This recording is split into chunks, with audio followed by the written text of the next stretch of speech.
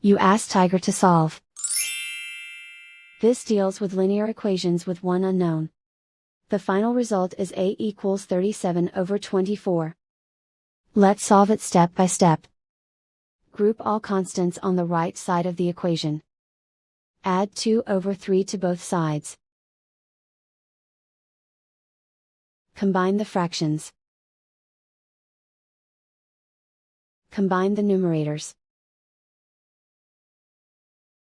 Reduce the zero numerator.